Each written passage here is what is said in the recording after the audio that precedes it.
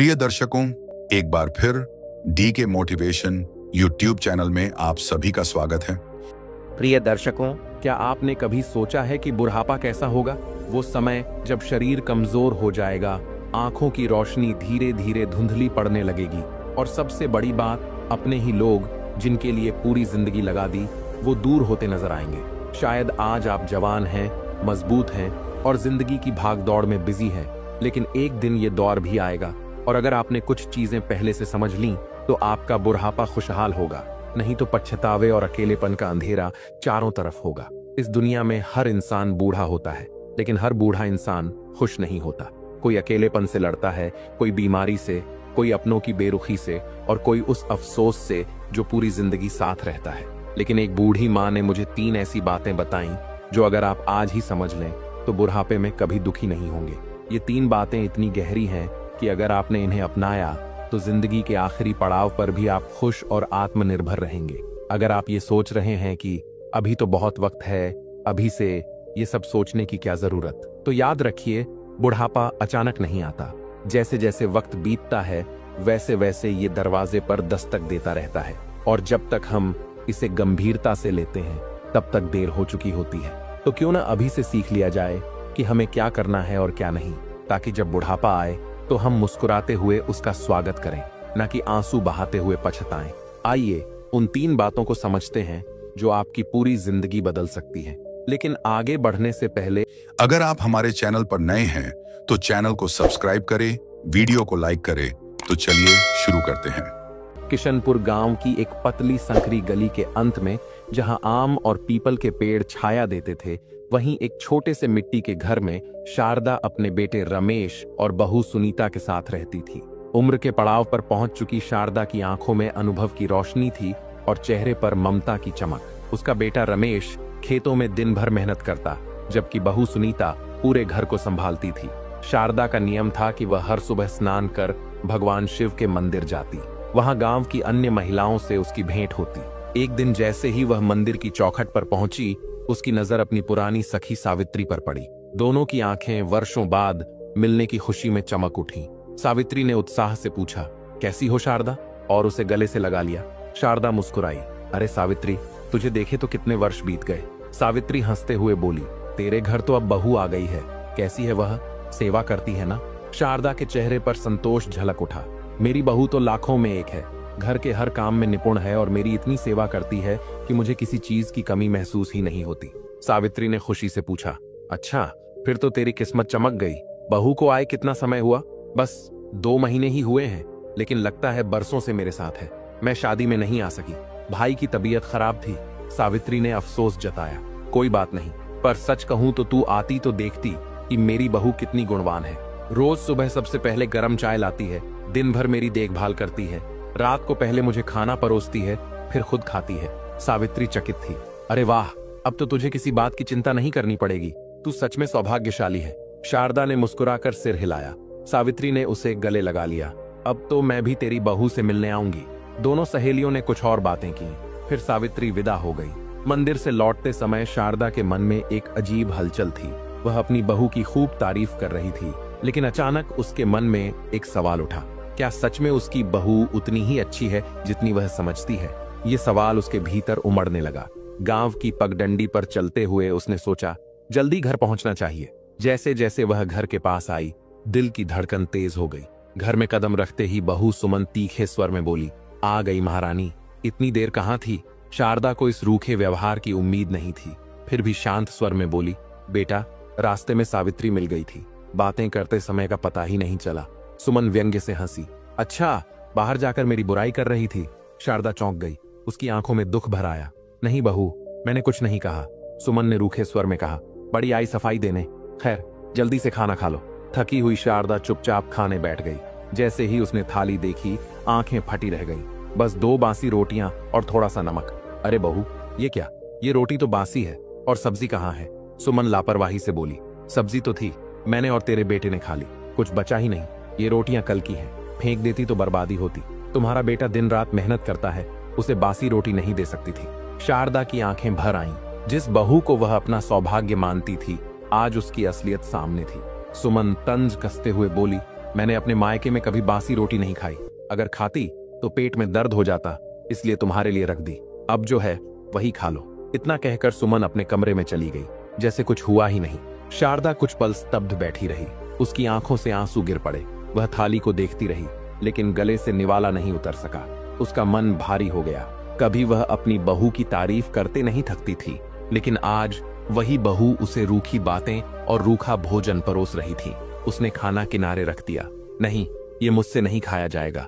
वह सोच ही रही थी कि दरवाजे पर आहट हुई। रमेश खेत से लौट आया था। कपड़े मिट्टी से सने हुए थे, माथे पर पसीने की बूंदें और चेहरे पर मेहनत की थकान थी। माँ, खाना खा लिया? उसने मुस्कान के साथ पूछा। शारदा ने जल्दी से अपने आंसू पोंछ लिए और हल्की मुस्कान के साथ कहा, हाँ बेटा, खा लिया। रमेश खुश होकर बोला, आज सुमन ने बहुत स्वादिष्ट खाना बनाया था। तुम्हारी पसंद की सब्जी भी थी। सच कहूं, उसके हाथ में जादू है।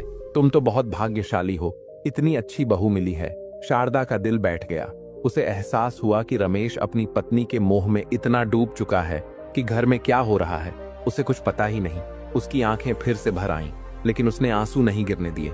हाँ बेटा, बहुत स्वादिष्ट था, मेरा मन ही भर गया, उसने भारी दिल से कहा। रमेश मुस्कुराया, लेकिन शारदा के चेहरे की उदासी शायद उससे छुपी नहीं थी।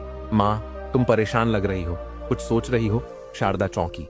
अगर उसने सच कह दिया तो क्या रमेश समझेगा, या वह भी बहू की तरह उसे ही गलत ठहराएगा? उसने गहरी सांस ली और सिर हिलाया। कुछ नहीं बेटा, बस पैरों में दर्द हो रहा है, जरा मालिश का तेल दे देना। रमेश ने चारों ओर नजर दौड़ाई और झुंझलाकर बोला, माँ, तेल तो सामने रखा है, तुम इतना भी नहीं कर सकती।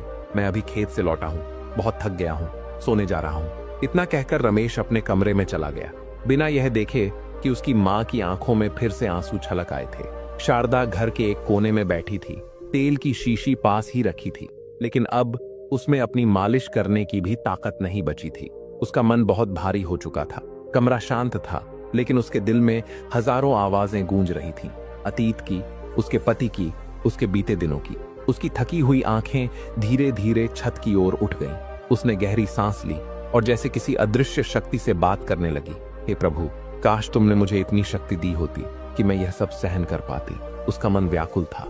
अगर तुम्हें मुझे छोड़कर जाना ही था तो मुझे भी अपने साथ ले जाते, कम से कम यह दिन तो ना देखने पड़ते। उसकी आवाज कांपने लगी। जिस बेटे को मैंने अपने खून पसीने से पाला, वही आज इतना बदल गया है। पत्नी के प्रेम में इतना अंधा हो गया है कि उसे अपनी माँ की तकलीफ दिखाई ही नहीं देती। उसकी आंखों से आंसू बहने लगे। उसने कांपते हाथों से अपनी साड़ी के पल्लू से उन्हें पोंछने की कोशिश की, लेकिन दर्द की गहराई इतनी अधिक थी कि आंसू रुकने का नाम ही नहीं ले रहे थे। मैं उससे कुछ भी कहूं तो वह बहू की ही तरफदारी करता है। उसके लिए अब केवल पत्नी की बातें मायने रखती हैं, माँ की नहीं। कभी उसने मेरी कोई बात मानी ही नहीं। उसकी आवाज धीमी पड़ गई। उसकी आंखों के सामने बीते दिनों की तस्वीरें तैरने लगी। जब रमेश छोटा था, जब वह गोद में सिर रखकर सोता था, जब वह बीमार होता था और वह रात भर उसके सिरहाने बैठकर उसके लिए प्रार्थना करती थी। लेकिन वह मासूम बचपन कब का बीत चुका था और उसकी जगह बेरुखी ने ले ली थी। हे प्रभु, मैंने कौन सा पाप किया जो मुझे यह दिन देखने पड़ रहे हैं? उसकी नजर दीवार पर गई, जहां एक धुंधली सी तस्वीर में उसके पति की मुस्कुराती हुई छवि थी। तस्वीर अब भी वैसी ही थी, लेकिन शारदा की दुनिया पूरी तरह बदल चुकी थी। रात गहरी हो चली थी। आकाश में चांद अपनी शीतल चांदनी बिखेर रहा था। घर के अंदर धीमी धीमी आवाजें आ रही थीं। शारदा अपने बिस्तर पर करवटें बदल रही थी, लेकिन नींद उससे कोसों दूर थी। तभी उसने रमेश और सुमन की बातें सुनी। रमेश अपनी पत्नी के पास बैठा था। उसने सुमन की थकी हुई शक्ल देखी तो चिंता से पूछा, क्या हुआ सुमन, बहुत थकी लग रही हो? सुमन ने लंबी सांस ली और शिकायती लहजे में बोली, हाँ, मेरे पैरों में बहुत दर्द हो रहा है और सिर भी भारी लग रहा है। दिन भर घर के काम करके इतनी थक जाती हूँ कि बस पूछो मत। रमेश ने सुमन के सिर पर प्यार से हाथ फेरा और बोला, अरे तुम इतना क्यों चिंता करती हो? मैं हूं ना तुम्हारा ख्याल रखने के लिए। आओ, मैं तुम्हारा सिर और पांव दबा देता हूँ। तुम फिक्र मत किया करो, तुम्हें परेशान देखकर मैं भी बेचैन हो जाता हूँ। सुमन ने और भी दुख भरे स्वर में कहा, घर का सारा बोझ मेरे ही सिर पर है। मांझी का भी ध्यान रखना पड़ता है, उनके खाने पीने का, उनकी दवाइयों का, और उसके बाद सारा घर संभालना भी मेरा ही काम है। मांझी को बस दिन भर आराम करना आता है, ये नहीं कि कभी मेरा हाथ ही बटा दें। रमेश ने सुमन के पैरों की मालिश करते हुए कहा, अरे छोड़ो ना माँ को, वह तो आज है, कल नहीं। उनकी उम्र हो चली है। तुम अपनी सेहत का ध्यान रखो, यही सबसे जरूरी है। दरवाजे के उस पार शारदा यह सब सुन रही थी। उसकी आंखों से आंसू बहने लगे। उसका अपना बेटा, जिसे उसने अपनी गोद में खिलाया था, जिसके लिए उसने अपना पूरा जीवन समर्पित कर दिया था, आज उसी बेटे के मुंह से ये शब्द सुनने को मिल रहे थे। वाह रे मेरे लाल, जब मैंने तुझसे बस तेल लाकर देने को कहा था तब तू थका हुआ था, सोने जा रहा था, लेकिन अपनी पत्नी के लिए तुझ में इतनी ताकत कहां से आ गई कि तू उसके पैर दबा रहा है। शारदा का मन चीत्कार कर उठा, लेकिन उसने अपनी पीड़ा को अपने ही भीतर समेट लिया। अब शिकायत करने का कोई अर्थ नहीं था। उसका अपना बेटा उसे एक बोझ समझ रहा था और उसकी बहू, जिसे वह बहू नहीं बल्कि बेटी मान रही थी, वही उसे आराम तलब और बेकार समझ रही थी। वह चुपचाप दीवार के इस पार अपने बिस्तर पर लेटी रही। आंसू उसकी आंखों से बहते रहे, लेकिन उसे चुप कराने वाला कोई नहीं था। कमरे की छत को टकटकी लगाए देखते हुए उसने एक गहरी सांस ली और बुदबुदाई, क्या हर माँ का अंत इसी अकेलेपन में होता है? सुबह का सूरज अभी पूरी तरह निकला भी नहीं था कि सुमन अपने कमरे में बैठी शीशे के सामने बाल संवार रही थी। उसके चेहरे पर एक अलग ही चमक थी, मानो किसी नई योजना को अंजाम देने की खुशी हो। तभी रमेश कमरे में आया और तकिए के पास बैठते हुए बोला, क्या बात है सुमन, आज सुबह सुबह इतनी खुश दिख रही हो? सुमन ने हल्की मुस्कान दी और नजाकत से कहा, सुनिए जी, आज मेरे दूर के रिश्तेदार के यहाँ शादी है। मुझे शादी में जाना है और मैं चाहती हूँ कि वहां सबसे अलग और सबसे सुंदर दिखूं। रमेश ने हैरानी से पूछा, तो जाओ ना, इसमें इतनी बड़ी बात क्या है? सुमन ने नकली नाराजगी दिखाते हुए कहा, अरे ऐसे ही चली जाऊं? मुझे एक नई महंगी साड़ी चाहिए और कुछ नए गहने भी। मेरे पास बहुत कम गहने हैं, मैं शादी में ऐसे थोड़ी जाऊंगी। रमेश ने लंबी सांस ली और सिर खुजलाते हुए कहा, लेकिन सुमन, मेरे पास इतने पैसे नहीं हैं। तुम्हारे पास तो वैसे भी बहुत सारी साड़ियां हैं, उन्हीं में से कोई पहन लो। और वैसे भी ये शादी तुम्हारे दूर के रिश्तेदार की है, कोई खास नहीं। सुमन ने गहरी सांस ली और मायूस चेहरा बनाकर कहा, ठीक है, मत दिलाओ, मैं कोई पुरानी साड़ी पहन लूंगी। लेकिन सोच लो, शादी में इतने लोग होंगे, औरतें बातें बनाएंगी कि देखो रमेश अपनी पत्नी का कितना बुरा हाल किए बैठा है, और अगर मैं नई साड़ी और भारी गहने पहनकर गई तो लोग तुम्हारी ही तारीफ करेंगे कि देखो रमेश अपनी पत्नी को कितने ठाठ से रखता है। रमेश थोड़ी देर चुप रहा, वह असमंजस में था। सुमन ने उसके चेहरे के हाव भाव भांप लिए और धीरे से फुसफुसाई। अब रमेश के पास आकर धीरे से बोली, तुम्हें नहीं पता, लेकिन तुम्हारी माँ के पास बहुत पैसे हैं। उन्होंने अलमारी में जरूर कुछ छिपा कर रखा है। वह कभी अपनी अलमारी की चाबी मुझे नहीं देती, इसका मतलब साफ है कि उसमें कुछ न कुछ जरूर रखा होगा। रमेश ने सिर हिलाया, मुझे नहीं लगता माँ के पास इतने पैसे होंगे, और अगर होंगे भी तो वह आसानी से नहीं देंगी। सुमन ने आंखें घुमाते हुए कहा, इसलिए तो हमें थोड़ा नाटक करना पड़ेगा। तुम उनसे कहना कि पिछले साल जमींदार से कुछ पैसे उधार लिए थे और अब तक चुका नहीं पाए। जमींदार रोज आकर धमका रहा है, डर और चिंता में वह खुद ही पैसे निकाल कर दे देंगी। रमेश थोड़ा हिचकिचाया, अगर माँ ने फिर भी पैसे नहीं दिए तो? सुमन की आंखों में एक खतरनाक चमक आ गई। उसने बेरुखी से कहा, तो फिर हम उन्हें घर से निकाल देंगे। कोई भी माँ इतनी कठोर नहीं होती कि अपने बेटे को मुश्किल में देखकर भी पैसे न निकाले। लेकिन अगर उन्होंने फिर भी पैसे नहीं दिए तो इसका मतलब है कि इस घर में रहने का उन्हें कोई अधिकार नहीं। रमेश कुछ पल तक सोचता रहा। उसकी आत्मा जैसे उसे झकझोर रही थी, लेकिन सुमन की बातों में ऐसा जाल बुना हुआ था कि वह उसमें फंसता चला गया। उसने धीमे स्वर में कहा, ठीक है, मैं माँ से बात करके देखता हूँ। सुमन मुस्कुराई, उसका काम हो गया था। अब वह पूरी शान से शादी में जाने का सपना देखने लगी, और इधर रमेश अपनी ही माँ के साथ छल करने के लिए तैयार हो गया। शाम का वक्त था, सूरज ढल चुका था और घर में हल्का अंधेरा छा रहा था। शारदा अपने छोटे से कमरे में बैठी पुराने दिनों की यादों में खोई हुई थी। तभी दरवाजे पर हल्की आहट हुई। उसने मुड़कर देखा तो रमेश खड़ा था। उसका चेहरा उतरा हुआ था, आंखों में गहरी चिंता की लकीरें थीं। शारदा ने तुरंत उसे पास बुलाया, क्या बात है बेटा, बहुत परेशान लग रहे हो। रमेश ने गहरी सांस ली, सिर झुकाया और धीमे स्वर में कहा, क्या बताऊं माँ, मैं बहुत बड़ी मुसीबत में फंस गया हूँ। शारदा के माथे पर चिंता की लकीरें खींच गईं। उसने रमेश का हाथ पकड़कर कहा, क्या हुआ बेटा, साफ साफ बताओ। रमेश ने झूठी उदासी ओढ़ते हुए कहा, माँ, जब आप बहुत बीमार थीं, तब मैंने जमींदार से कुछ कर्ज लिया था। सोचा था कि फसल कटने के बाद चुका दूंगा, लेकिन हालात ऐसे बने कि अब तक पैसे नहीं लौटा पाया। शारदा चौंक गई, कितने पैसे लिए थे बेटा, और अब क्या कह रहा है जमींदार? रमेश ने झूठी चिंता से सिर झुका लिया, माँ, वह अब रोज धमकाने आ रहा है। आज तो उसने यहाँ तक कह दिया कि अगर कल तक पैसे नहीं मिले तो हमें इस घर से निकाल देगा। मैं क्या करूँ माँ, मेरी समझ में कुछ नहीं आ रहा। पहले ही इतने खर्चे हैं, घर का खर्च, आपकी दवाइयाँ और ऊपर से इस साल फसल भी अच्छी नहीं हुई। कहां से लाऊं इतने पैसे? शारदा को जैसे गहरा आघात लगा। उसकी बूढ़ी आंखों में आंसू आ गए। हे भगवान, अगर घर चला गया तो हम कहां जाएंगे?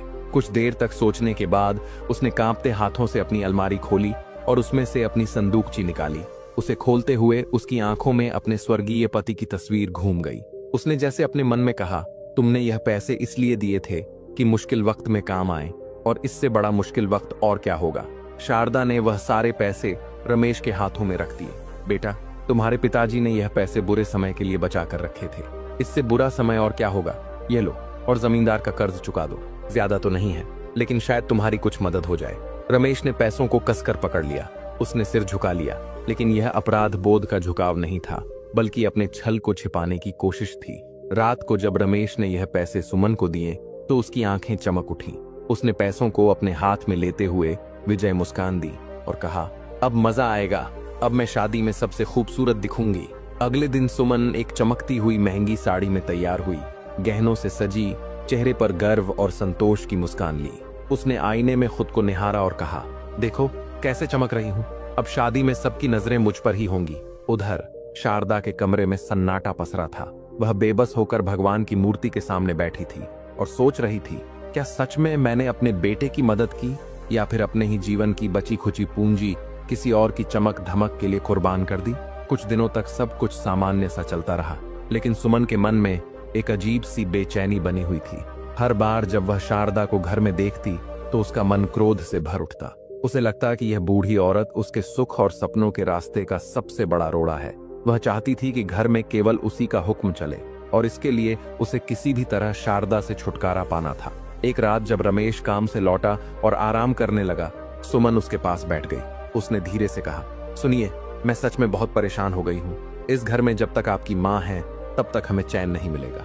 रमेश ने थकान भरी आवाज में कहा, अब क्या हुआ सुमन? सुमन ने गहरी सांस ली और अपने मन की बात कह डाली। आप ही बताइए, उनकी उम्र हो चुकी है, कब तक उनका बोझ उठाएंगे? उनकी दवाइयों में हर महीने इतने पैसे लग जाते हैं कि घर का बाकी खर्च ही नहीं चल पाता। अगर वह नहीं रहेंगी तो हमें यह सब झेलना नहीं पड़ेगा। रमेश ने हैरानी से उसकी ओर देखा। सुमन, ये कैसी बातें कर रही हो? सुमन झुंझला कर बोली, सच कह रही हूँ, मैं तंग आ चुकी हूँ। अगर इस घर में सुख चाहिए तो इस बूढ़ी औरत से छुटकारा पाना ही होगा। रमेश चुप हो गया। वह सुमन की बातों से असहज महसूस कर रहा था, लेकिन कुछ कह नहीं सका। अगले दिन दोपहर का समय था। शारदा आंगन में रखी कुछ चीजें समेट रही थी। तभी सुमन ने सोचा, आज ही इसे ऐसी सजा दूंगी कि रमेश का भरोसा पूरी तरह से मुझ पर आ जाए। वह तेजी से चली और शारदा के सामने से जानबूझकर टकरा गई। फिर खुद को जोर से धक्का देकर जमीन पर गिर पड़ी और दर्द से चीख उठी, हाय मेरी कमर, मैं मर गई। शारदा घबरा गई। वह तुरंत आगे बढ़ी और सुमन को उठाने लगी। अरे बहू, तुम ठीक तो हो? कहीं चोट तो नहीं आई? लेकिन सुमन का असली खेल अब शुरू होना था। उसने दर्द से कराहते हुए जोर से चिल्लाया, अजी सुनते हो? देखिए, आपकी माँ ने मुझे धक्का दे दिया। रमेश दौड़ता हुआ वहां आया। उसने सुमन को जमीन पर पड़ा देखा और तुरंत उसे उठाने लगा। सुमन, क्या हुआ? सुमन ने झूठी सिसकियों के बीच कहा, आपकी माँ ने मुझे धक्का देकर गिरा दिया। मैंने तो कुछ कहा भी नहीं था, मैं तो बस अपने काम से जा रही थी। शारदा यह सुनकर स्तब्ध रह गई। उसकी आंखों में आंसू आ गए। उसने कांपते हुए कहा, बहू, मैंने तुम्हें नहीं गिराया। तुम झूठ क्यों बोल रही हो? तुम तो खुद ही गिर गई। सुमन ने दर्द से कराहते हुए कहा, देखा आपने, आपकी माँ कितना झूठ बोल रही है। मैं क्या नाटक कर रही हूँ? मुझे सच में बहुत चोट लगी है, बहुत दर्द हो रहा है। शारदा ने यह सुना तो रोते हुए बोली, नहीं बेटा, मैंने इसे नहीं गिराया, ये खुद ही गिर गई थी। लेकिन रमेश पहले ही सुमन की बातों में फंस चुका था। उसने गुस्से से कहा, माँ, ये क्या कर रही हैं आप? आप जानती हैं कि सुमन दिन भर घर के काम में लगी रहती है, फिर भी आप उसे तकलीफ दे रही हैं? ये कौन सा तरीका है? शारदा ने बेबसी से रमेश का हाथ पकड़ा। बेटा, मेरी बात मान, मैंने सच में कुछ नहीं किया। ये मुझ पर झूठा इल्जाम लगा रही है। लेकिन रमेश ने झटके से अपना हाथ छुड़ा लिया। माँ, सुमन कोई नाटक नहीं कर रही, उसे सच में चोट लगी है। आप इतनी निर्दयी कैसे हो सकती हैं? सुमन ने अपनी आंखों में कुछ और आंसू भरते हुए कहा, रमेश, रहने दीजिए। अगर आपकी माँ को मेरे साथ ऐसा ही व्यवहार करना है तो मैं चुप रहूंगी। आखिर मैं इस घर की बहू हूँ, मुझे तो सहना ही पड़ेगा। रमेश को सुमन पर और भी दया आ गई। उसने प्यार से उसे सहारा दिया और कहा, तुम चलो अंदर आराम करो, सारा काम माँ देख लेंगी। ये कहते हुए वह सुमन को कमरे में ले गया और पीछे शारदा अकेली खड़ी रह गई। उसकी आंखों से आंसू छलक पड़े। उसने आसमान की ओर देखा और बुदबुदाई, हे भगवान, ये कैसा समय दिखा रहे हो। जिस बेटे को पाल पोस कर बड़ा किया, आज वह अपनी ही माँ की सच्चाई देखने में असमर्थ हो गया है। कमरे में घुसते ही सुमन ने दरवाजा अंदर से बंद कर लिया। उसका चेहरा क्रोध और जलन से तमतमा रहा था। वह रमेश के पास बैठी और गहरी सांस लेते हुए धीमी लेकिन सधी हुई आवाज में बोली, आपने देखा ना आज आपकी माँ ने मेरे साथ क्या किया। अब तो मुझे सच में डर लगने लगा है। मुझे लगता है कि वह मुझे मार देना चाहती है। रमेश चौंक कर बोला, क्या बकवास कर रही हो सुमन, माँ ऐसा क्यों करेंगी। सुमन ने आंसू बहाते हुए जवाब दिया, आपको क्या पता, जब आप घर पर नहीं होते तब उनका असली रूप सामने आता है। दिन भर मुझे ताने मारती हैं, उल्टा सीधा बोलती हैं, और अब तो हद ही कर दी। अगर आज मेरे सिर पर चोट लग जाती तो सोचिए क्या होता, मैं तो मर ही जाती। रमेश परेशान हो उठा। उसने सुमन का चेहरा गौर से देखा और कहा, सुमन, मरे तुम्हारे दुश्मन, ऐसी बातें मत करो। माँ की उम्र हो चली है, तुम्हारी नहीं, और मैं तुम्हें कुछ होने नहीं दूंगा, मैं हूं ना। सुमन ने उसकी आंखों में आंखें डालकर धीरे से कहा, आप तो दिन भर खेत में रहते हैं, आपको क्या पता, अगर किसी दिन उन्होंने सच में मुझे मार डाला तब आप क्या करेंगे, रह लेंगे मेरे बिना। रमेश को सुमन की बातें चुभने लगी। उसने गहरी सांस लेते हुए कहा, माँ ऐसा नहीं कर सकती, तुम गलत सोच रही हो। सुमन ने तुरंत जवाब दिया, आपको कुछ नहीं पता, दिन भर मैं उनके साथ रहती हूँ, उनकी हरकतें देखती हूँ। आपके सामने वह भोली बनने का नाटक करती है, लेकिन असल में वह मुझसे नफरत करती है। रमेश ने थकान भरी आवाज में कहा, तो फिर क्या करूं, उन्हें वृद्धाश्रम भेज दूं। सुमन ने उपेक्षा से हंसते हुए कहा, हाँ, ताकि लोग मुझे ही कोसें कि मैंने आते ही अपनी सास को घर से निकाल दिया। नहीं रमेश, हमें कुछ ऐसा करना होगा जिससे वह खुद ही हमेशा के लिए इस घर से चली जाए। रमेश चौंक कर बोला, क्या मतलब। सुमन पास आकर फुसफुसाई, रहेगा बांस ना बजेगी बांसुरी। रमेश ने घबराकर सुमन की ओर देखा, ये तुम क्या कह रही हो सुमन। सुमन ने उसकी आंखों में देखते हुए धीमे से कहा, मैं वही कह रही हूं जो सही है। देखो, वैसे भी उनकी उम्र हो चुकी है, वह सिर्फ हमारे लिए बोझ बन गई है। जब देखो तब रोती रहती है, तुम्हारे पिताजी को याद करके। उन्हें भी तो मुक्ति चाहिए ना। रमेश के अंदर एक अजीब सा डर बैठने लगा, लेकिन सुमन की बातों में उसे तर्क नजर आने लगे। वह बोला, हाँ, शायद तुम सही कह रही हो।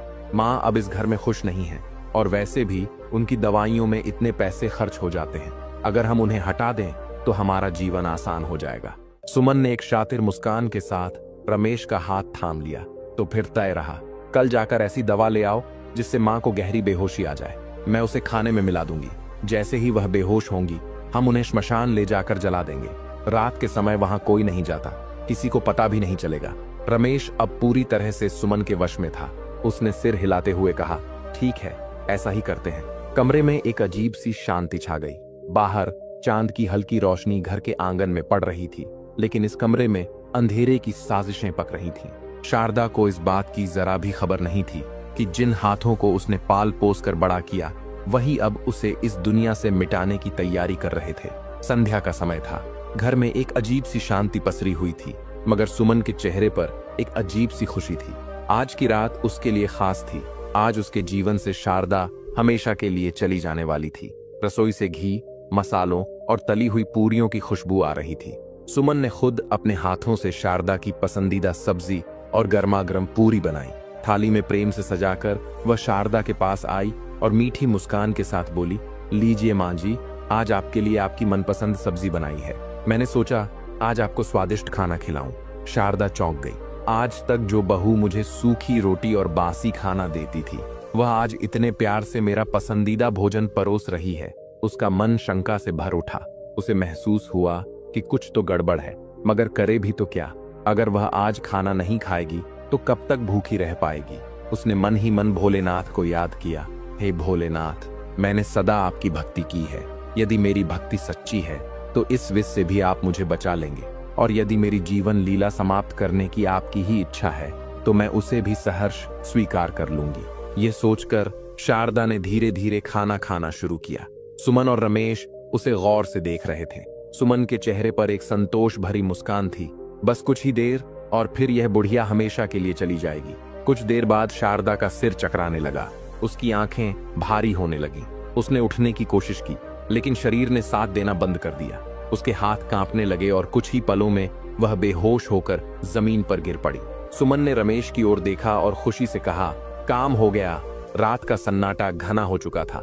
चांद की हल्की रोशनी आंगन में बिखरी थी। रमेश ने बिना समय गंवाए शारदा के शरीर को एक पुरानी बोरी में बांध दिया और उसे कंधे पर उठाकर तेजी से घर से बाहर निकल गया।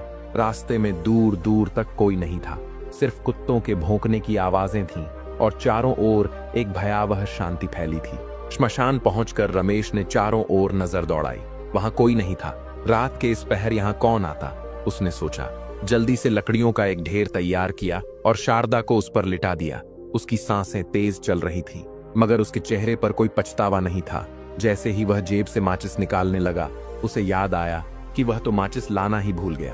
अरे, माचिस तो मैं घर पर ही छोड़ आया। उसका दिल जोर से धड़कने लगा। अगर जल्दी आग नहीं लगाई और मां को होश आ गया तो?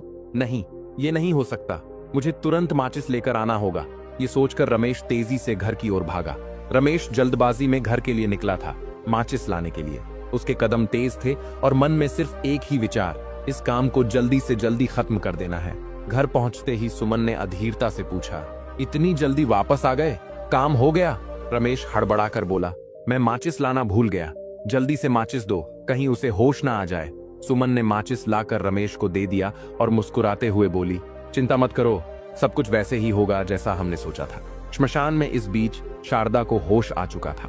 आंखें खोलते ही उसने देखा कि कैसे उसके अपने बेटे और बहू ने उसे जलाकर मारने की योजना बनाई थी। उसका दिल टुकड़े टुकड़े हो गया। जिस बेटे को उसने अपने खून पसीने से पाला, जिसके हर सुख दुख में वह साथ खड़ी रही, वही आज उसकी जान का दुश्मन बन चुका था। उसकी आंखों से आंसू छलक पड़े, मगर उसने खुद को संभाला। अब भागने का कोई फायदा नहीं। मुझे मरने से डर नहीं लगता, लेकिन मैं इस सच्चाई को अपनी आंखों से देखना चाहती हूँ, जो इतने वर्षों तक मेरी ममता की वजह से मुझे दिखाई नहीं दी थी। वह धीरे से एक पेड़ के पीछे छिप गई। रमेश माचिस लेकर जब वापस आया, तब अंधेरे में उसे कुछ दिखाई नहीं दिया। उसने लकड़ियों के ढेर को माचिस दिखाई और आग की लपटें उठने लगी। ये सोचकर कि उसकी मां अब इस दुनिया में नहीं रही, उसने संतोष भरी सांस ली और वहां से चला गया। घर पहुंचते ही सुमन ने बेसब्री से पूछा, सब काम हो गया ना? रमेश ने मुस्कुराते हुए कहा, हाँ, बिल्कुल हो गया। ऐसा कभी हो सकता है कि तुमने कुछ कहा हो और मैंने न किया हो? मैं तुम्हारे लिए कुछ भी कर सकता हूँ। अब तो तुम खुश होना। सुमन की आंखों में चमक आ गई। हाँ, अब हम आराम से रह सकते हैं। ना कोई झगड़ा होगा, ना कोई तकलीफ। सच में आप जैसे पति को पाकर मैं धन्य हो गई। आपने यह सब मेरी खुशी के लिए किया है। मैं आपको कभी माँ की कमी महसूस नहीं होने दूंगी। उनसे भी ज्यादा आपका ख्याल रखूंगी। रमेश ने गर्व से सिर ऊंचा किया, मानो उसने कोई बहुत बड़ा पराक्रम कर दिया हो। लेकिन उन्हें यह अंदाजा भी नहीं था कि जिसे उन्होंने जलाया वह उनकी मां नहीं थी, वह तो कुछ लकड़ियां थीं। असली शारदा अब भी जिंदा थी। वह दूर खड़ी अपने बेटे को अपनी ही लाश को जलाते हुए देख रही थी। उसने लंबी सांस ली और मन ही मन सोचा, शायद मर जाना ही मेरे लिए बेहतर होता, मगर अब मैं मरूंगी नहीं। अब मैं जीऊंगी, मगर एक नई शारदा बनकर। रात गहरी होती जा रही थी। चांद बादलों में छिपता और निकलता। शारदा, जिसका दिल अभी अभी अपने ही बेटे के विश्वासघात से टूटा था, पेड़ों के बीच अकेली खड़ी थी। हवा में अजीब सी ठंडक थी, लेकिन उससे भी ज्यादा ठंडक उसके मन में थी, एक अंधकारमय भविष्य की ठंडक। वह कांपती आवाज में बुदबुदाई, हे भगवान, अब मैं कहाँ जाऊंगी? मेरा तो इस दुनिया में कोई अपना भी नहीं। अगर घर गई तो वे फिर से मेरी जान लेने की कोशिश करेंगे। आपने मुझे इस आग से बचाया, मुझे जीवन दान दिया, तो आगे का रास्ता भी आपको ही दिखाना होगा। भोलेनाथ, मेरी मदद कीजिए। उसकी आंखों से आंसू बह रहे थे, लेकिन अब वह कमजोर नहीं पड़ना चाहती थी। वह जीवन से हार मानने वालों में से नहीं थी। उसी वक्त दूर से कुछ आवाजें आने लगी। शारदा सतर्क हो गई। उसने देखा कुछ लोग झाड़ियों के बीच से आते हुए नजर आ रहे थे। उनके हाथ में एक भारी पोटली थी, जिसे वे संभालते हुए इधर उधर देख रहे थे। उनके कपड़े मैले थे, चेहरे पर अजीब सी घबराहट थी और वे बार बार पीछे मुड़कर देख रहे थे, जैसे कोई उनका पीछा कर रहा हो। शारदा घबराकर पास के एक बड़े पेड़ के पीछे छिप गई और ध्यान से उनकी बातें सुनने लगी। भाई, यही सही जगह है। यहाँ पैसे गिन लेते हैं और सोना आपस में बांट लेते हैं। ये तो श्मशान है, यहाँ कौन आने वाला है? एक आदमी ने कहा और पोटली नीचे रख दी। लेकिन भाई, यहाँ भूत भी तो रहते होंगे ना? दूसरे ने डरते हुए पूछा। पहले वाले ने हंसकर कहा, अबे चुप, भूत वूत कुछ नहीं होता। ये सब लोगों को डराने की बातें हैं, लेकिन सुना है कि जो लोग पाप करते हैं उन्हें भूत सबसे पहले पकड़ते हैं। तीसरा चोर कांपते हुए बोला। अबे डर मत, इंसानों से बच गए तो भूतों से भी बच जाएंगे। लेकिन उस चोर के मन में डर घर कर गया था। वह बार बार इधर उधर देख रहा था, जैसे कोई अज्ञात शक्ति उसे घूर रही हो। शारदा पेड़ के पीछे से यह सब सुन रही थी। अचानक एक विचार उसके मन में आया। प्रसन्नता से उसने अपने अश्रुपूर्ण नेत्रों को पोंछा और धीरे धीरे मुस्कुराई। हे भोलेनाथ, आपका बहुत बहुत धन्यवाद, आपने मुझे रास्ता दिखा दिया। उसकी आंखों में अब एक नई चमक थी, एक नई उम्मीद। उसने अपनी कांपती उंगलियों को मुट्ठी में भींच लिया। अब इस धन की लालच में वे मेरी सेवा करेंगे, मेरी परवाह करेंगे। शारदा ने अपनी पीड़ा को ताकत में बदलने का निर्णय ले लिया। उसने उन चोरों को भगाने के लिए एक चालाक योजना बनाई। वह गहरी सांस लेते हुए अपने अंदर का डर निकालने लगी। फिर अचानक पेड़ के पीछे से डरावनी आवाजें निकालने लगी। एक दर्द भरी चीख जो श्मशान की नीरवता में गूंज उठी। कौन आया है मेरी शांति भंग करने? चोरों के शरीर में एक ठंडी सिहरन दौड़ गई। उनमें से एक घबराकर बोला, भाई ये आवाज कहां से आई? दूसरा चोर डरते हुए बोला, यह तो भूतों की आवाज लग रही है, मैंने सुना था कि श्मशान में आत्माएं भटकती हैं। तीसरा कांपते हुए बोला, भागो भाई, हमें यहां से तुरंत निकलना चाहिए। वे तीनों डर के मारे अपनी पोटली वहीं छोड़कर भागने लगे। लेकिन तभी उनमें से एक ठिठक गया, अरे हमारा सामान, हम तो अपना सोना चांदी छोड़कर भाग आए। दूसरा गुस्से में बोला, सामान को भूल, अपनी जान की सोच, वैसे भी सोना तो और चुरा लेंगे, लेकिन जान चली गई तो क्या करेंगे? तीसरा हकलाकर बोला, भूल गए, हम कहाँ हैं? ये श्मशान है, यहाँ भूत रहते हैं। तभी अंधेरे में पेड़ के पीछे से एक काली छाया धीरे धीरे बाहर निकली। चोरों ने देखा, सफेद कपड़ों में लिपटी बिखरे बालों वाली एक बूढ़ी औरत उनकी ओर बढ़ रही थी। उसकी आंखें गहरी और अंधेरी लग रही थीं, जैसे वह मृत्यु के घाट से लौट कर आई हो। कौन हो तुम? एक चोर हकलाया। शारदा ने अपनी आवाज को और डरावना बनाते हुए कहा, तुमने मेरी शांति भंग कर दी, अब तुम यहाँ से जिंदा नहीं जा पाओगे। चोरों का खून जम गया। भाई ये सच में चुड़ैल है, भागो नहीं तो हमें मार डालेगी। और फिर जैसे उनके पैरों में पंख लग गए हों, वे वहां से बिजली की तेजी से भाग निकले। शारदा ने चैन की सांस ली। वह धीरे धीरे चोरों की छोड़ी हुई पोटली के पास गई और उसे उठा लिया। उसने पोटली को कसकर पकड़ते हुए सोचा, अब मुझे आज रात यहीं रुकना पड़ेगा।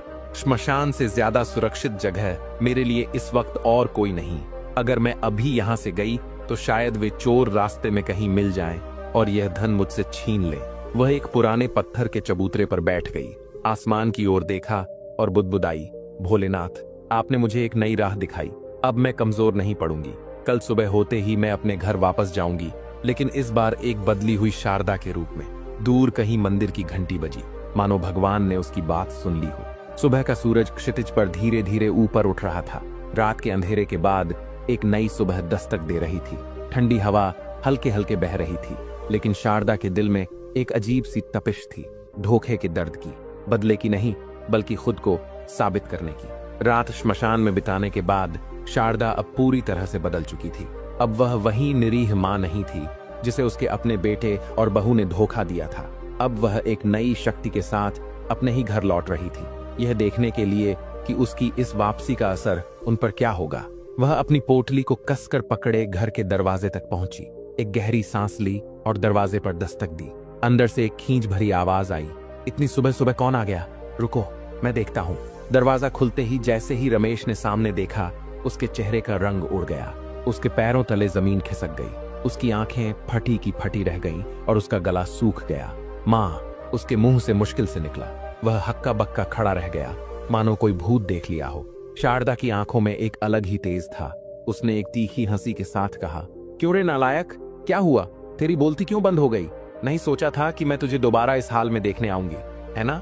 तुझे जरा भी शर्म नहीं आई अपनी माँ को जिंदा जलाने की कोशिश करते हुए? रमेश की आंखों में डर और पछतावा साफ झलक रहा था। वह लड़खड़ाते हुए बोला, माँ मुझे माफ कर दीजिए, मैंने यह सब सुमन के कहने पर किया था। मेरा सच में आपको मारने का कोई इरादा नहीं था। शारदा ने दर्द भरी हंसी हंसते हुए कहा, वाह रे मेरा बेटा, अपनी करनी का दोष भी किसी और पर डाल रहा है। ऐसा बेटा होने से अच्छा था कि भगवान मुझे संतान ही न देते। इसी बीच सुमन भी वहां आ गई। उसकी नजर शारदा की पोटली पर पड़ी और तभी कुछ सोने के सिक्के नीचे गिर पड़े। सिक्कों की झलक पाते ही सुमन की आंखें चमक उठीं, लेकिन उसने खुद को संभाल लिया और तुरंत स्थिति को भांप लिया। यह बच कैसे गई और इसके पास इतना सोना कहां से आया? उसने मन ही मन सोचा। सुमन का लालची दिमाग तेजी से काम करने लगा।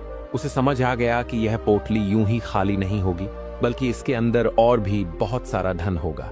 लेकिन अगर वह सीधा इस पर दावा करती तो शारदा उस पर भरोसा नहीं करती।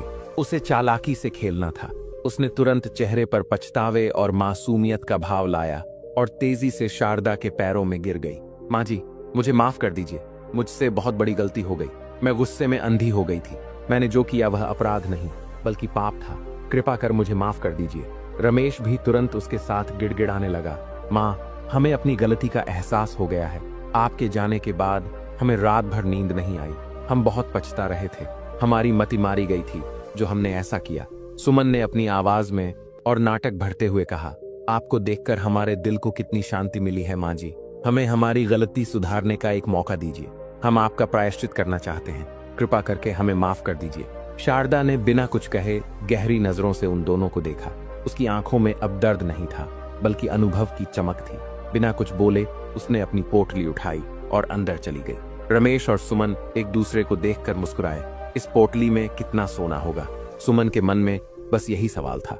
शाम ढलने को थी। घर में एक अजीब सा सन्नाटा पसरा हुआ था। शारदा अंदर अपने कमरे में बैठी थी, जबकि बाहर बरामदे में रमेश और सुमन के बीच एक गंभीर चर्चा चल रही थी। सुमन अधीरता से इधर उधर टहल रही थी। उसकी आंखों में चिंता और लालच का मिश्रण साफ झलक रहा था। उसने झुंझलाते हुए कहा, ये बच कैसे गई? आपने उसे जलाया कैसे था? क्या सच में आग लगाई भी थी या सिर्फ दिखावा किया? रमेश गुस्से में फुसफुसाया, मैंने लकड़ियों में आग तो सही से लगाई थी, फिर ये बच कैसे गई और ये कैसे वापस आ गई? सुमन को अब असली डर सताने लगा। उसने रमेश का हाथ कसकर पकड़ लिया और बोली, कहीं माँ ने गांव में किसी को बता दिया तो? अगर किसी को पता चल गया कि हमने उन्हें मारने की कोशिश की थी तो हमारा क्या होगा? रमेश ने घबराते हुए इधर उधर देखा और धीरे से कहा, मुझे नहीं लगता माँ ने किसी को कुछ बताया होगा। अगर बताना होता तो वह गांव वालों को साथ लेकर आती, यूं अकेले नहीं आती। सुमन की आंखों में शंका गहरी हो गई। तुम सही कह रहे हो, लेकिन कुछ तो गड़बड़ है। जब माँ वापस आई तो उनके पास वह पोटली थी और उसमें से सोने के सिक्के गिरे थे। रमेश चौंक कर बोला, क्या? सोने के सिक्के? ये कैसे हो सकता है? माँ के पास इतना धन कहाँ से आया? सुमन ने एक गहरी सांस ली और चालाकी से मुस्कुराई। यही तो सोचने वाली बात है। इसका मतलब पोटली में और भी धन होगा। माँ की यह चुप्पी हमें एक बड़े राज्य की ओर इशारा कर रही है। रमेश को अब सुमन की बातों में दिलचस्पी आने लगी। तुम कहना क्या चाहती हो? सुमन धीरे धीरे रमेश के करीब आई और फुसफुसाई, हमें माँ से वह पोटली निकलवानी होगी, लेकिन हम जानते हैं कि उन्होंने हमें माफ नहीं किया है। उनके दिल में अभी भी हमारे लिए अविश्वास है, इसलिए वह हमें यूं ही कुछ नहीं देने वाली। रमेश ने सहमति में सिर हिलाया। तुम सही कह रही हो, लेकिन हम उनसे वह धन कैसे निकलवाएंगे? सुमन ने एक कुटिल मुस्कान के साथ कहा, इसके लिए हमें माँ के प्रति अपने व्यवहार को पूरी तरह बदलना होगा। हमें उन्हें यह विश्वास दिलाना होगा कि हमें अपनी गलती का एहसास हो गया है। रमेश ने उत्सुकता से पूछा, पर यह होगा कैसे?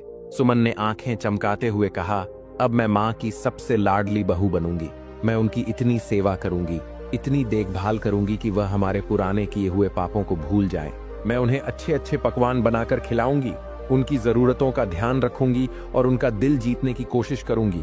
रमेश ने सुमन की योजना को सराहते हुए कहा, तुम बिल्कुल सही कह रही हो। माँ को खुश करना तुम्हारा काम है। उन्हें हर पल ये महसूस कराना होगा कि अब हम बदल गए हैं। सुमन ने सिर हिलाया, मुझे पता है मुझे क्या करना है। माँ को यह विश्वास दिलाना होगा कि अब हम वही पुराने और आज्ञाकारी बेटे बहू हैं, और जैसे ही हम उनका भरोसा जीत लेंगे, हमें पता चल जाएगा कि वह पोटली कहाँ से आई और उसमें कितना धन है। रमेश अब पूरी तरह सुमन की योजना से सहमत था। दोनों ने एक दूसरे की तरफ देखा और हल्की मुस्कान के साथ सिर हिलाया। अगली सुबह घर के वातावरण में एक अजीब सा बदलाव महसूस हो रहा था। जो सुमन कभी शारदा को आंखें दिखाया करती थी, आज वह उनके आगे पीछे घूम रही थी। माँ जी, मैंने गर्मा गर्म खाना लगा दिया है, आइए खा लीजिए। सुमन ने मीठी मुस्कान के साथ कहा, आपका मनपसंद खाना बनाया है, अब से रोज वही बनेगा जो आपको पसंद हो। शारदा ने अपनी थकी हुई आंखों से सुमन को देखा। उसकी आवाज में अब भी वही तीखापन था। उस दिन की तरह इसमें भी कहीं जहर तो नहीं मिला दिया। सुमन के चेहरे का रंग हल्का पड़ गया, लेकिन उसने तुरंत खुद को संभालते हुए भावुक स्वर में कहा, नहीं माँ जी, उस दिन की गलती के लिए मैं बहुत शर्मिंदा हूँ। लगता है आपने मुझे अब तक माफ नहीं किया। मुझ पर भरोसा कीजिए माँ जी, मैंने सच में कुछ नहीं मिलाया। शारदा ने हल्की हंसी के साथ कहा, भरोसा? और तुझ पर? बिल्कुल नहीं। पहले तू खा, तभी मैं खाऊंगी, और हाँ, मेरी थाली में से ही खाना। सुमन को जैसे यह सुनकर बिजली का झटका लगा, लेकिन उसने स्थिति को संभालते हुए थाली में से 2 निवाले उठाए और खाते हुए बोली, देखा माँ जी, मैंने खा लिया। अब तो आप मुझ पर भरोसा करेंगी ना? शारदा ने बिना कोई जवाब दिए थाली की ओर हाथ बढ़ाया और खाना खाने लगी। उसकी आंखें सुमन पर ही टिकी थीं, जैसे उसकी हर हरकत को परख रही हो। शाम ढल चुकी थी। घर के आंगन में हल्की ठंडक थी। रमेश काम से लौटा और दरवाजे के अंदर आते ही शारदा की ओर बढ़ा। कैसी हो माँ? उसने बनावटी चिंता दिखाते हुए पूछा। आराम कर रही हो ना? तबीयत तो ठीक है? शारदा ने हल्की हंसी के साथ कहा। भोलेनाथ की कृपा से एकदम स्वस्थ हूँ बेटे, कोई जरूरत नहीं मुझे किसी की मदद की। रमेश थोड़ा सकपका गया, लेकिन उसने हिम्मत जुटाकर कहा, माँ तुम्हारे घुटनों में दर्द तो नहीं हो रहा? कहो तो मैं मालिश कर दूं? शारदा ने उसकी आंखों में सीधे झांका। ये वही बेटा था जो कल ही उसे मौत के मुंह में धकेलने को तैयार था और आज उसकी सेहत की चिंता कर रहा था। कोई जरूरत नहीं बेटे, उसने सपाट स्वर में कहा। जा, तू जाकर खाना खा ले। रमेश ने सुमन की ओर देखा। सुमन, माँ ने खाना खा लिया? सुमन ने तुरंत जवाब दिया। हाँ, माँ कब का खा चुकी हैं, आप भी खाना खा लीजिए। रमेश ने सिर हिलाया और गंभीर स्वर में कहा, और हाँ सुमन, माँ को हमेशा सबसे पहले खाना देना, उन्हें दवाई भी खानी होती है। मेरी माँ को किसी भी तरह की तकलीफ नहीं होनी चाहिए। फिर उसने जेब से अपना बटुआ निकालते हुए कहा, माँ की दवाइयों की पर्ची निकाल कर मुझे कल दे देना, मैं शहर जाकर लेता आऊंगा। सुमन ने आज्ञाकारी बहू की तरह सिर झुका लिया। जी ठीक है। शारदा यह सब चुपचाप देख रही थी। जिस बेटे को कभी उसकी तकलीफों से कोई फर्क नहीं पड़ता था, वह अब उसकी चिंता कर रहा था। जो बहू उसे घर से निकालने पर आमादा थी, वह आज उसकी सेवा में जुटी थी। उसे पता था कि यह सब सिर्फ एक दिखावा है, एक नया नाटक जो एक बड़े स्वार्थ से प्रेरित था। रात का सन्नाटा घर में गहरा चुका था। हल्की चांदनी आंगन में बिखरी थी। शारदा अपने कमरे में बैठी थी। तभी दरवाजे पर हल्की दस्तक हुई। वह जानती थी कौन होगा। दरवाजे पर वही सुमन खड़ी थी, जिसने कल ही उसे मरने के लिए छोड़ दिया था। माँ जी, एक बात पूछूं? सुमन ने मीठी आवाज में कहा। आपकी जो पोटली है उसमें क्या है? शारदा ने सुमन को ध्यान से देखा। उसकी आंखों में वही पुरानी धूर्तता चमक रही थी, जिसे वह अब साफ पहचान सकती थी। उसने एक गहरी सांस ली और मुस्कुराते हुए बोली, वह एक राज है जो समय आने पर ही बताऊंगी। सुमन को जैसे निराशा हुई, लेकिन उसने इसे जाहिर नहीं होने दिया। माँ जी, अब इतना राज मत बनाइए, मुझे भी तो बताइए। तू जा यहाँ से, जाकर सो जा, शारदा ने टालते हुए कहा। सुमन बुझे मन से कमरे से बाहर आई और बड़बड़ाने लगी, माँ जी कुछ बताने को तैयार ही नहीं है और पोटली चुराने का कोई मौका भी नहीं मिल रहा। लगता है मुझे और धैर्य रखना होगा, अभी और सेवा करनी पड़ेगी, तभी तो वह खुद बताएंगी कि पोटली में क्या है। अगली सुबह सुमन फिर से अपनी नई चालाकी के साथ हाजिर थी। माँ जी, आपकी चाय तैयार है, गर्मा गर्म पी लीजिए। शारदा ने चाय की प्याली को देखा, फिर सुमन की आंखों में झांका। उसने हल्के से हंसते हुए कहा, पहले तू पीकर बता, फिर मैं पीऊंगी। सुमन थोड़ा चौंकी। माँ जी, आप मेरी जूठन पिएंगी? शारदा ने तीखी नजरों से उसे देखा और सख्त लहजे में बोली, हाँ पी लूंगी। जहर पीने से अच्छा है कि तेरी जूठन ही पी लूं, कम से कम जिंदा तो रहूंगी। सुमन के चेहरे पर कुछ पलों के लिए खामोशी छा गई। फिर उसने जबरन मुस्कान के साथ चाय का एक घूंट पिया और बोली, देखिए कुछ नहीं मिला है इसमें, अब तो पी लीजिए। शारदा ने चुपचाप चाय का प्याला उठाया और एक घूंट लिया। उसके चेहरे पर कोई भाव नहीं थे, लेकिन दिल ही दिल में वह इन नए नाटकों को देख रही थी। दिन बीतते गए और शारदा की सेवा जारी रही। समय पर गर्म खाना, दवाई, आरामदायक बिस्तर। जो बेटे बहू कल तक उसे घर से निकाल देना चाहते थे, वही आज उसकी जी जान से देखभाल कर रहे थे। लेकिन शारदा मूर्ख नहीं थी। वह अच्छे से जानती थी कि यह सब सेवा क्यों हो रही है। वह समझती थी कि इन्हें मुझसे कोई लगाव नहीं, बस इस पोटली का लालच है, वरना यही लोग मुझे जिंदा जलाने को तैयार थे। दिन बीतते जा रहे थे। अब सुमन का धैर्य जवाब देने लगा था। वह हर रोज शारदा की सेवा करती, मीठे बोल बोलती, पर उसका मन बस एक ही चीज में अटका था, वह रहस्यमय पोटली। आखिर उसमें ऐसा क्या था जिसे लेकर मांझी इतनी सतर्क रहती थी? उस दिन सुमन ने तय कर लिया कि अब और इंतजार नहीं। वह शारदा के पास पहुंची और धीरे से बोली, माँ जी अब तो बता दीजिए, आखिर इस पोटली में क्या है? क्या अब भी आपको हम पर भरोसा नहीं? शारदा ने सुमन की आंखों में देखा। वहां अभी भी वही पुरानी लालसा चमक रही थी, जिसे वह अब पहचानने लगी थी।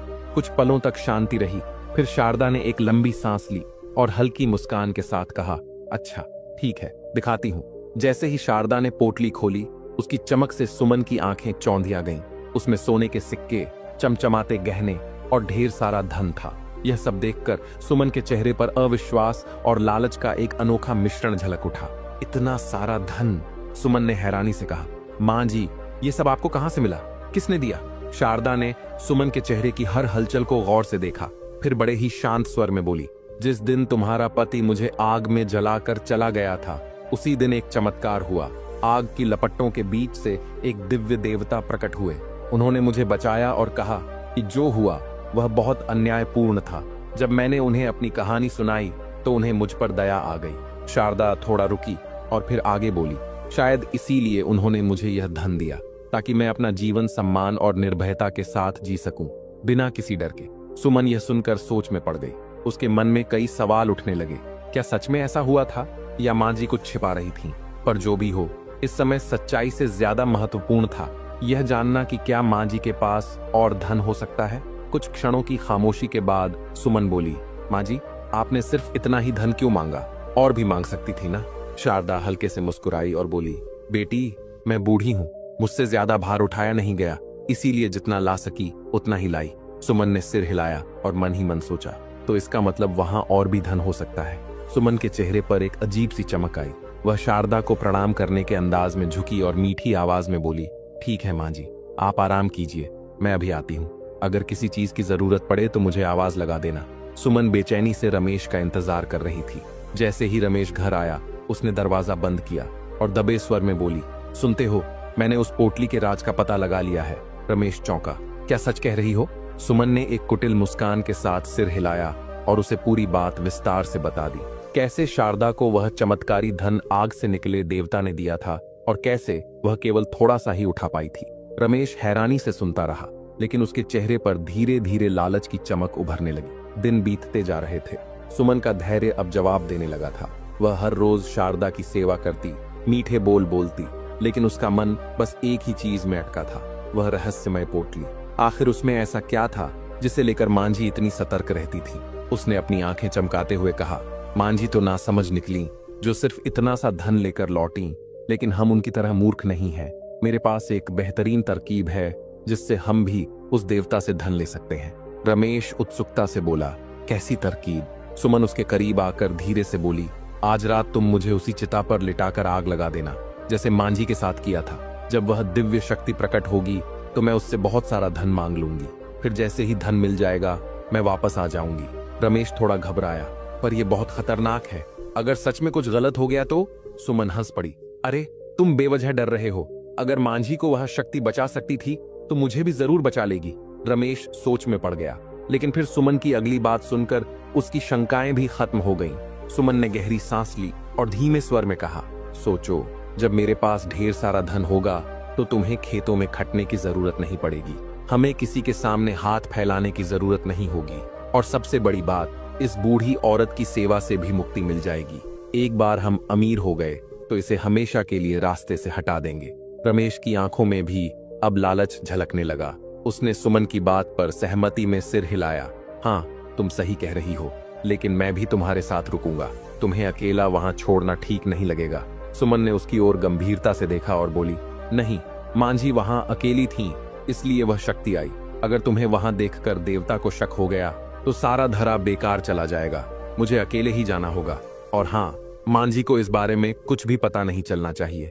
रमेश ने हामी भरते हुए कहा, ठीक है, मैं उन्हें कुछ नहीं बताऊंगा। सुमन मन ही मन खुश हुई।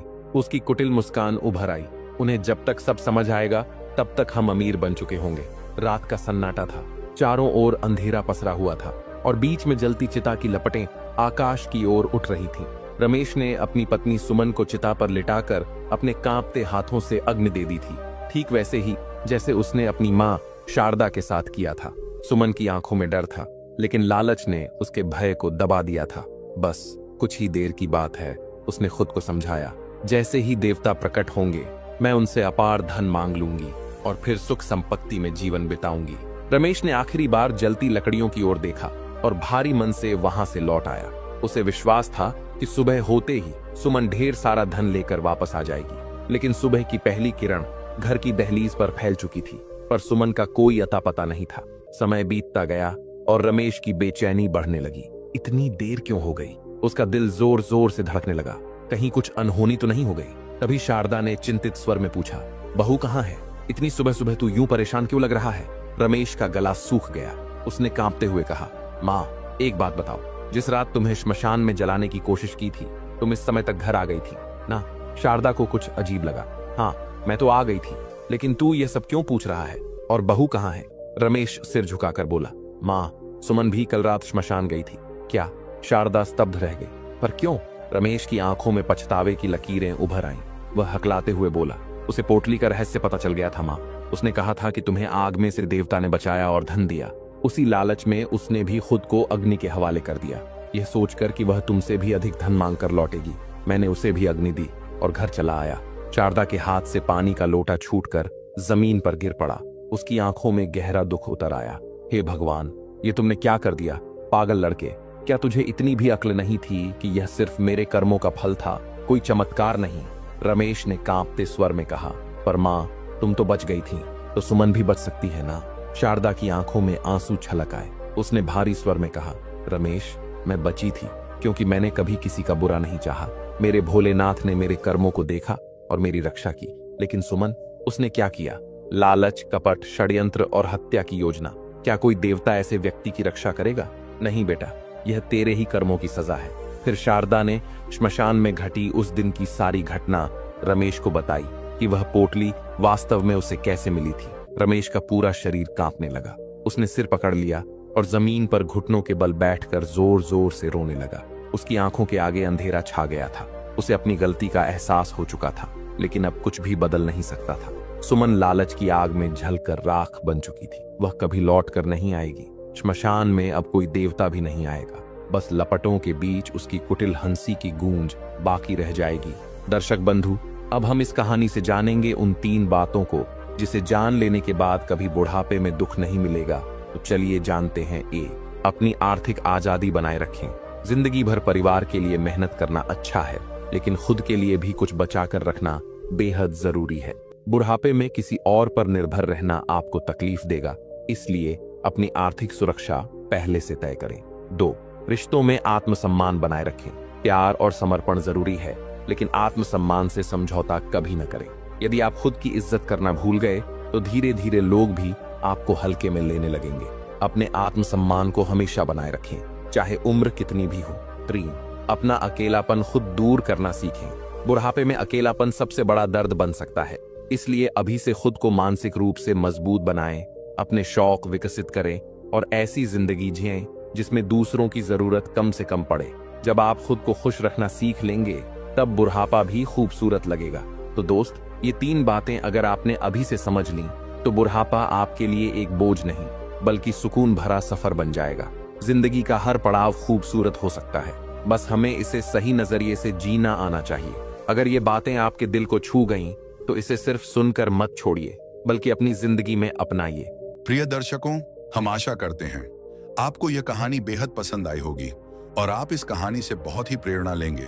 तो मिलते हैं आपसे अगली वीडियो में। तब तक के लिए अपना ख्याल रखिए और खुश रहिए। धन्यवाद।